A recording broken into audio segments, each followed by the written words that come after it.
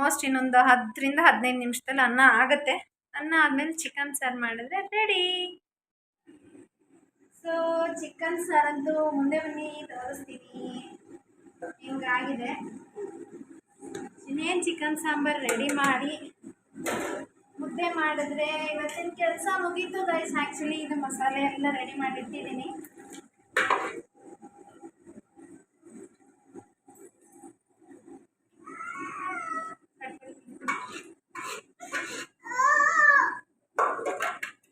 ಮಸಾಲೆ ಎಲ್ಲ ಹಾಕಾಯ್ತು. ಈಗ ಇನ್ನೇನು ಚಿಕನ್ ಸಾರು.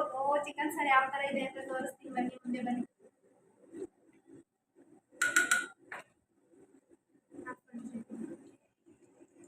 ಇನ್ನೇನು ಸಾಂಬಾರು ಕೂಡ ಆಲ್ಮೋಸ್ಟ್ ಮುಗ್ದಿದೆ. ಈಗ ಇನ್ನೇನು ಮುದ್ದೆಗಿಡಬೇಕು. ಮುದ್ದೆಗಿಡೋಕ್ಕೂ ಮುಂಚೆ ಮನೆ ಹತ್ರ ಹೋಗಿ ಎಷ್ಟಾಗಿದೆ ಏನು ಅಂತ ನೋಡ್ಕೊಂಡು ಬಂದು ಮುದ್ದೆಗಿಡ್ತೀನಿ ಗಾಯ್ಸ್. ಗಾಯ್ಸ್, ಇದು ಆ್ಯಕ್ಚುಲಿ ನೆನ್ನೆದೇ ಕಂಟಿನ್ಯೂಷನ್ ಬ್ಲಾಗ್ ಆಗಿರುತ್ತೆ. ಯಾಕೆಂತ ಹೇಳಿದ್ರೆ ನೆನ್ನೆ ನಾನು ಅಡುಗೆ ಮಾಡಿಕೊಂಡು ಮಗುನಿಟ್ಕೊಂಡು ತುಂಬ ರಿಸ್ಕ್ ಆಗ್ತಾಯಿತ್ತು. ಸೊ ವಿಡಿಯೋಸ್ ಫುಲ್ ಕಂಪ್ಲೀಟಾಗಿ ಎಡಿಟ್ ಮಾಡಿ ಹಾಕೋಕ್ಕಾಗ್ತಿರ್ಲಿಲ್ಲ. ಸೊ ಇದು ನೆನ್ನೆದೇ ಕಂಟಿನ್ಯೂಷನ್ ವ್ಲಾಗ್ ಆಗಿರುತ್ತೆ. ಈಗ ಆಲ್ರೆಡಿ ಮೋಲ್ಡ್ ಕೂಡ ಅವ್ರು ಸ್ಟಾರ್ಟ್ ಮಾಡಿದರು. ನಾನು ಇಲ್ಲಿ ಅಡುಗೆ ಮಾಡ್ಕೊಂಡು ಹೋಗೋಷ್ಟರಲ್ಲಿ ಅರ್ಧ ಹಾಕಿದರು. ನೋಡಿ ಎಷ್ಟು ಕಷ್ಟಪಡ್ತಾರೆ ಅವರು ಕೂಡ. ಸೊ ಇದು ಮೋಲ್ಡಿನ ಕತೆ guys. Hi, hello guys, very good morning. So ಇವತ್ತು ವ್ಲಾಗ್ ಆ್ಯಕ್ಚುಲಿ ತುಂಬ ಲೇಟು ಅಲ್ಲ, ತುಂಬ ಬೇಗನೂ ಅಲ್ಲ. ಸೊ ನಾನಿವತ್ತು ವ್ಲಾಗ್ ಸ್ಟಾರ್ಟ್ ಮಾಡ್ತಾ ಇರೋದು ಆಲ್ಮೋಸ್ಟ್ 11:15 ಆಗಿದೆ ಗಾಯ್ಸ್. ಸೊ ಯಾಕಪ್ಪ ಇವತ್ತು ಇಷ್ಟು ಲೇಟ್ ಆಯಿತು ಅಂತ ಹೇಳಿದ್ರೆ, ಒಂದು ಕಡೆ ತುಂಬ ಟಯರ್ಡ್ ಆಗಿತ್ತು, ಒಂದು ಕಡೆ ತುಂಬ ಕೂಡ ಸುಸ್ತು. ಯಾಕಂತ ಹೇಳಿದ್ರೆ ನಿನ್ನೆ ನಿಮಗೆಲ್ಲ ಗೊತ್ತೇ ಇದೆ. ಸೊ ನಮ್ಮ ಕನಸಿನ ಮನೆಯ 3ನೇ ಫ್ಲೋರ್ ಮೋಲ್ಡ್ ಕೂಡ ಮುಗೀತು. ಮೋಲ್ಡ್ಗೆ ಅಡುಗೆ ಮಾಡಿ ನಾನು ಒಬ್ಬಳೇ ಮಾಡ್ಕೊಂಡಿರೋದ್ರಿಂದ ಅಡುಗೆ ಎಲ್ಲ ಮಾಡಿ ತುಂಬ ಸುಸ್ತಾಗಿದ್ದೆ. ಏನು ಮಾಡಬೇಕು ಅಂತಲೂ ಗೊತ್ತಾಗಲಿಲ್ಲ. ಆ್ಯಕ್ಚುಲಿ ಇವತ್ತು ಬೆಳಗ್ಗೆನೂ ಕೂಡ ಇನ್ನೊಂದು ನಾನು ತಿಂಡಿ ಮುಗಿಸಿ ರಿತಿಕ್ಷನ್ನು ಕೂಡ ಇವತ್ತು ಅವಳಿಗೂ ಕೂಡ ನಾನು ಏನೂ ಮಾಡಿಕೊಟ್ಟಿಲ್ಲ. ಅಂದರೆ ಹಂಗೆ ಏನು ಕಳಿಸ್ಲಿಲ್ಲ, ಬಟ್ ನನ್ನ ಕೈಯಲ್ಲಿ ತಿಂಡಿ ಮಾಡಿ ಕಳ್ಸೋಕ್ಕಾಗಲಿಲ್ಲ. ಸೊ ಈಸಿ ಅಂತ ಹೇಳಿ ಮೊಸರನ್ನ ಮಾಡಿ ಕಳಿಸಿದ್ದೆ. ಸ್ವಲ್ಪ ಹಣ್ಣೆಲ್ಲ ಇತ್ತು, ಅದನ್ನೆಲ್ಲ ಹಾಕಿ ಅವಳಿಗೂ ಕೂಡ ಮೊಸರನ್ನ ಮಾಡಿ ಕೊಟ್ಟು ಕಳಿಸ್ದೆ. ಅಡುಗೆ ಕೂಡ ಮಾಡಬೇಕು. ನೆನ್ನೆದೆ ಸ್ವಲ್ಪ ಚಿಕನ್ ಸಾರಿದೆ, ಅದಾಗುತ್ತೆ. ಸೊ ನಾನು ಇವತ್ತು ಫ್ರೈಡೇ ಆಗಿರೋದ್ರಿಂದ ಇವತ್ತೇನು ತಿನ್ನಲ್ಲ. ನೋಡಬೇಕು ಏನು ಮಾಡೋದು ಅಂತ ಇನ್ನೂ ಯೋಚನೆ ಮಾಡಬೇಕು. ಹಾಗೆ ಇಲ್ಲಿ ಟೀ ಮಾಡೋಕ್ಕೆ ಕೂಡ ಇಟ್ಟಿದ್ದೀನಿ. ಈಗ ಮನೆ ಹತ್ರ ಹೋಗಬೇಕು. ಅವ್ರಿಗೂ ಕೂಡ ಲೇಟ್ ಆಯ್ತು. ಆ್ಯಕ್ಚುಲಿ 10:15ಗೆ ಕೊಡಬೇಕಾಗಿತ್ತು. ನಾನೇ ತುಂಬ ಸುಸ್ತಾಗಿರೋದ್ರಿಂದ ನಾನು ಇನ್ ಟೈಮಿಗೆ ಹೋಗಿ ಕೊಡೋಕ್ಕಾಗಲಿಲ್ಲ ಅವ್ರಿಗೆ. ಟೀ ಮಾಡೋಕ್ಕೆ ಇಟ್ಟಿದ್ದೀನಿ. ಸೊ ಏನು ಟೀ ಕೂಡ ಆಗ್ತಾ ಇದೆ. ಇನ್ನು ಟೀ ಮಾಡಿಕೊಂಡು ತೊಗೊಂಡೋಗಿ ಅವ್ರಿಗೂ ಕೂಡ ಕೊಟ್ಟು ಬರಬೇಕು. ಆ್ಯಕ್ಚುಲಿ ಅಲ್ಲಿ ಪಾತಿ ಕಟ್ಟಕ್ಕೆ ಹೇಳಿದ್ದೀನಿ. ಮೋಲ್ಡ್ ಆಗಿದೆಯಲ್ಲ, ಮೋಲ್ಡ್ ಆದಮೇಲೆ ನೀರು ಹಾಕಕ್ಕೆ ಹೇಳಿಲ್ಲ. ಪಾತಿ ಕಟ್ತಾ ಇದ್ದಾರಾ ಇಲ್ವಾ ನೋಡಿಕೊಂಡು ಅವ್ರಿಗೂ ಟೀ ಕೊಟ್ಟು ಸೊ ಅಲ್ಲೂ ಕೆಲಸ ನೋಡಿಕೊಂಡು ಬರಬೇಕು. ಬಿಸಿಲು ಕೋಲ್ಡ್ ಕಡಿಮೆ ಆಗಿದೆ, ಬಿಸಿಲಿದೆ, ಬಟ್ ನನಗೆ ಇನ್ನೂ ಸ್ವಲ್ಪ ಟಯರ್ಡ್ನೆಸ್ ಹೋಗಿಲ್ಲ. ಸೊ ಮನೆ ಹತ್ರ ಹೋಗಿ ಏನು ಮಾಡ್ತಿದ್ದಾರೆ ಅನ್ನೋದು ನಿಮ್ಮ ಜೊತೆ ಶೇರ್ ಮಾಡ್ತೀನಿ ಬನ್ನಿ ಗಾಯ್ಸ್. ಇನ್ನು ಇವತ್ತು ಆ್ಯಕ್ಚುಲಿ ನೋಡಿ ಈಗಷ್ಟೇ ಡೋರೆಲ್ಲ ಅವರು ಇಳಿಸಿಟ್ಟಿದ್ದಾರೆ. ಅಂದರೆ ವಾಸ್ಕಲ್ಲು ಮತ್ತು ಕಿಟಕಿಗಳೆಲ್ಲ ಇಳಿಸಿ ಇಟ್ಟಿದ್ದಾರೆ. ನನಗಂತೂ ತುಂಬ ಖುಷಿ ಆಯಿತು, ವಾಸ್ಕಲ್ಸು ಮತ್ತು ಬಂದಿರೋದು. ಇನ್ನು ಬೆಳಗ್ಗೆ ಅವರು ಇಳಿಸಿ ನೋಡಿ ಅರ್ಧ ಆಲ್ರೆಡಿ ತೊಗೊಂಡು ಒಂದೊಂದೇ ಇಡ್ತಾ ಇದ್ದಾರೆ. ನೆನ್ನೆ ಮೋಲ್ಡ್ ಆಗಿರೋದ್ರಿಂದ ಇವತ್ತು ಪ್ಯಾರಾಪಟ್ ಕಟ್ಟಬೇಕಾಗಿತ್ತು, ಅದ್ರಾಗ ನೀರು ಕರೆಂಟ್ ಇರಲಿಲ್ಲ. ಸೊ ಅದ್ರ ಬದಲು ಇದು ಮಾಡೋಣ ಅಂಥೇಳಿ ಇದು ರೂಮ್ ಆ್ಯಕ್ಚುಲಿ. ಈ ರೂಮಲ್ಲೂ ಕೂಡ ನೋಡಿ ದೊಡ್ಡ ವಿಂಡೋ ಕಿಟಕಿನ ಇಟ್ಟಿದ್ದೀವಿ, ಯಾಕೆಂದರೆ ಬೆಳಕೆಲ್ಲ ಬೇಕಲ್ಲ. ಸೊ ಈ ರೂಮಲ್ಲೂ ಇಟ್ಟಿದ್ದಾರೆ. ಇನ್ನು ಅಡುಗೆ ಮನೇದು ಇಟ್ಟಿರಲಿಲ್ಲ. ಇನ್ನು ಹಾಲಲ್ಲಿ ಒಂದು ವಿಂಡೋ ಇಟ್ಕೊಂಡಿದ್ದಾರೆ. ಇನ್ನು ಇದು ನೋಡಿ ಕಿಚನಲ್ಲಿ ಒಂದು ಕಿಟಕಿ ಇಟ್ಕೊಂಡಿದ್ದಾರೆ. ಈ ರೂಮಲ್ಲಿ ಒಂದು ಕಿಟಕಿ ಇಟ್ಟಿದ್ದಾರೆ. ಸೊ ನನಗಂತೂ ವಿಂಡೋ ಬಂದಿರೋದು ತುಂಬ ಖುಷಿ ಆಯಿತು ಗಾಯ್ಸ್. ಮನೆ ಹತ್ರ ಹೋಗಿ ಈಗಷ್ಟೇ ಅವ್ರಿಗೂ ಕೂಡ ಕಾಫಿ ಟೀ ಎಲ್ಲ ಕೊಟ್ಟು ಬಂದೆ ಗಾಯ್ಸ್. ಆ್ಯಕ್ಚುಲಿ ತುಂಬ ಬಿಸಿಲಿದೆ. ಸೊ ಇವತ್ತು ಆ್ಯಕ್ಚುಲಿ ಮೇಲೆ ಅವರು ನೆನ್ನೆ ಅಲ್ವಾ ಇನ್ನೂ ಮೋಲ್ಡ್ ಎಲ್ಲ ಹಾಕಿದ್ದು. ಸೊ ನೆನ್ನೆ ಮೋಲ್ಡ್ ಹಾಕಿದ್ಮೇಲೆ ಇವತ್ತು ಮೇಲ್ಗಡೆ ನೀರು ಕಟ್ಟೋಕ್ಕೆ ಪ್ಯಾರಾಪಟ್ ಕಟ್ಟಬೇಕು. ಇನ್ನೂ ಕಟ್ಟಿರಲಿಲ್ಲ. ಅಷ್ಟರಲ್ಲಿ ಕೂಡ ಮರದ ಕಿಟಕಿ ಎಲ್ಲ ಮಾಡ್ಸೋಕೆ ಕೊಟ್ಟಿದ್ವಲ್ಲ, ಅದು ಬಂತು.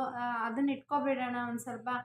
ಆಮೇಲೆ ನೀರು ಕೂಡ ಕರೆಂಟ್ ಕೂಡ ಇರಲಿಲ್ಲ ನೀರು ಹಾಕ್ಕೊಂಡು ಅದನ್ನೆಲ್ಲ ಕಟ್ಟೋದಕ್ಕೆ. ಸೊ ಅಷ್ಟರಲ್ಲಿ ಕರೆಂಟ್ ಬರೋ ಅಷ್ಟರಲ್ಲಿ ಕಿಟಕಿಗಳೆಲ್ಲಾದರೂ ಇಟ್ಕೊಬಿಡೋಣ ಅಂಥೇಳಿ ಇವತ್ತು ಮನೆಗೆ ಕಿಟಕಿ ಎಲ್ಲ ಇಡೋದಕ್ಕೆ ರೆಡಿ ಮಾಡ್ತಾ ಇದ್ದಾರೆ. ಸೊ ಫೈನಲಿ ನಮ್ಮ ಕನಸಿನ ಮನೆಗೆ ಕಿಟಕಿಗಳು ಮತ್ತು ಡೋರ್ಗಳ್ದು ಎಲ್ಲ ರೆಡಿ ಮಾಡಿ ತೊಗೊಂಡು ಬಂದಿದ್ದರು. ಸೊ ಇವಾಗ ಅದನ್ನು ಕೂಡ ಇಡ್ತಾ ಇದ್ದಾರೆ. ನಾನು ನಿಮ್ಗೆ ವಿಡಿಯೋದಾಗ ತೋರಿಸ್ತಿದ್ದೀನಿ. ನಾವು ಎಲ್ಲಿ ಮರ ತಂದಿದ್ದೋ ಹಾಗೆ ಎಷ್ಟು ಕಾಸ್ಟ್ ಆಯಿತು, ಹಾಗೆ ಇದಕ್ಕೆಲ್ಲ ಏನೇನು ಆಗುತ್ತೆ, ಎಷ್ಟು ಪ್ರೊಸೀಜರ್ಸ್ ಇದೆ ಅನ್ನೋದು ಕೂಡ ನಿಮ್ಗೆ ತಿಳಿಸ್ತೀನಿ ಗೈಸ್. ಆ್ಯಕ್ಚುಲಿ ಏನಪ್ಪ ಅಂತ ಹೇಳಿದ್ರೆ, ನಾವು ಮರನೇ ಕೂಯಿಸ್ಕೊಳ್ಳೋಣ ಅಂತ ಅಂದ್ಕೊಂಡಿದ್ವಿ.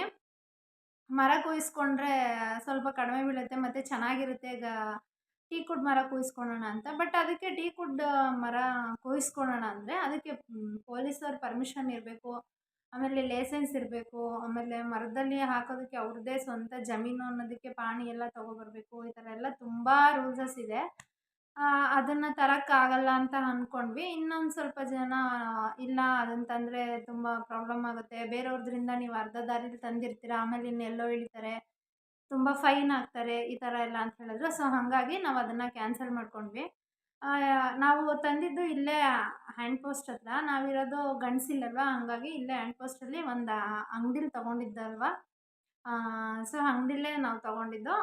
ಎಷ್ಟಾಯಿತು ಅಂತ ಹೇಳಿದ್ರೆ, ಬರೀ ಕಿಟಕಿ ಮತ್ತು ವಾಸ್ಕಲ್ ಇಡ್ತಾರಲ್ಲ ಅಷ್ಟಕ್ಕೆ ಮಾತ್ರ 1,20,000 ರೂಪಾಯಿ ಆಯಿತು. ಅಂದರೆ ಮೇಯ್ನ್ ಡೋರ್ದಲ್ಲ, ನಾವೇನು ಫಸ್ಟ್ ಮೇಯ್ನ್ ಡೋರ್ ಇಡ್ತಾ ಇದ್ದೀವಿ, ಆ ಡೋರ್ ವಾಸ್ಕಲ್ ಬಿಟ್ಟು ಬರೀ ಕಿಟಕಿದು ರೂಮಲ್ಲಿ ಇಡ್ತೀವಲ್ಲ 2 ವಾಸ್ಕಲ್ಲು, ಅದು ಆಮೇಲೆ ಅಡುಗೆ ಮನೆಗೆ ಇಡೋವಂಥ ಕಿಟಕಿಗಳು, ಇದಕ್ಕೆ ಮಾತ್ರ ಅಷ್ಟಾಗಿದ್ದು 1,20,000 ರೂಪಾಯಿ. ಇನ್ನು ನಾವು ಕಿಟಕಿಗಳಿಗೆ ಡೋರ್ ಆಗಲಿ ಅಥವಾ ಅಡುಗೆ ಮನೆ ಡೋರ್ ಆಗಲಿ, ರೂಮ್ಗಳ ಬಾಗಿಲಾಗಲಿ ಇವ್ಯಾವೂ ತಂದಿಲ್ಲ.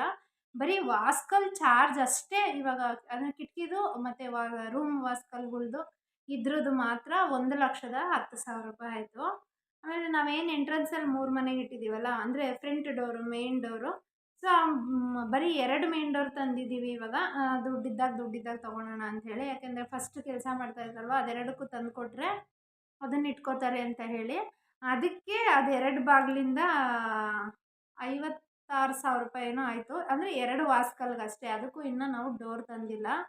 ಆಲ್ಮೋಸ್ಟ್ ಇವಾಗ ಬರೀ ವಾಸ್ಕಲ್ದು ಮತ್ತು ಕಿಟಕಿಗಳ್ದು ಡೋರ್ಗಳ್ದು ಇವಷ್ಟೇ ನಾವು ಕೌಂಟ್ ತೊಗೊಂಡಿರೋದು. ಒಂದು 2 ಲಕ್ಷ ರೂಪಾಯಿ ಆಗಿದೆ.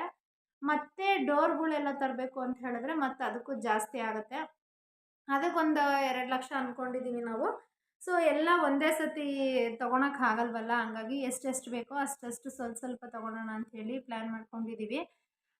ಯಾರಿಗಾದರೂ ಮರ ಎಲ್ಲಿ ಚೆನ್ನಾಗಿರುತ್ತೆ, ಏನು ತೊಗೊಂಡ್ರೆ ಯೂಸ್ ಆಗುತ್ತೆ ಅನ್ನೋದೇನಾದರೂ ಗೊತ್ತಿದ್ದರೆ ತಿಳಿಸಿ. ನಮ್ಮಂಥವ್ರಿಗೆ ತುಂಬ ಯೂಸ್ಫುಲ್ ಆಗುತ್ತೆ ಗೈಸ್ ಆ್ಯಕ್ಚುಲಿ. ಇಲ್ಲ ಅಂತ ಹೇಳಿದ್ರೆ ಇಲ್ಲೆಲ್ಲೋ ಸಿಗೋ ಬೆನಿಫಿಟ್ನ ನಾವು ಲಾಸ್ ಮಾಡ್ಕೋತೀವಿ ಅಂತ ಅನಿಸುತ್ತೆ.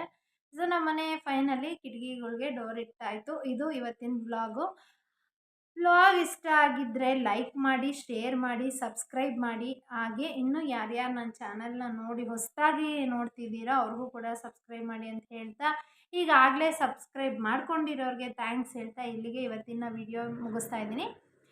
Thank you for watching guys.